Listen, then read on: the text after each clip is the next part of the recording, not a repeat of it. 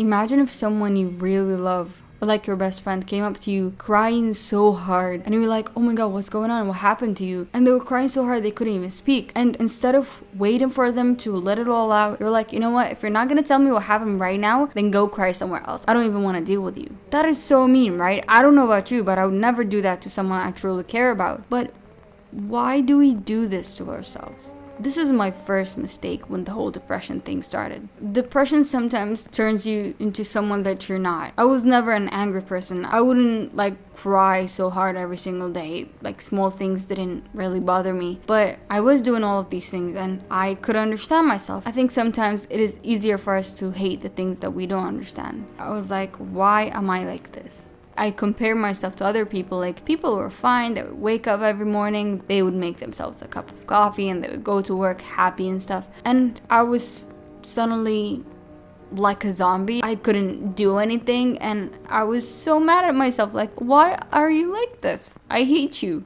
Stop being like this. And I didn't even listen to myself. I didn't realize that my body was trying to tell me that there are a lot of things that I need to deal with, and that's just the way it's trying to communicate with me. But I didn't listen. Then I read somewhere that we are so mean to ourselves and we should speak to ourselves as if we're speaking to someone that we really care about, or even a stranger. I'm the kind of person that I would never be mean or rude to a stranger. I'm not a Karen. And then I realized that, oh my god, the stuff that I say to myself are things that I would never say to a stranger or to a friend. I would never call someone ugly every 5 minutes. I would never call someone an idiot every time they make a mistake.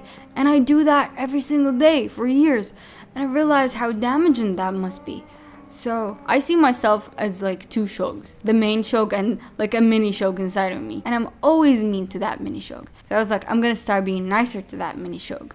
And it was really hard at first because I'm not used to it. I would always catch myself calling myself an idiot, and then I was like, no, shog, you're not ugly, you're not an idiot, your voice is not that bad. I started being nicer to myself, and I thought it wasn't true, but it made a huge difference. Suddenly I was not as bad as I used to be. I started understanding myself more. I started feeling a bit less heavy. And then the second thing I did was, every time I feel something that I don't really understand, I'll be okay, then a minute later I'll be so annoyed and bothered and angry. And instead of hating myself for being like this, I would sit with myself and speak. I know it sounds crazy if you're not the kind of person who speaks to themselves, but trust me, it works.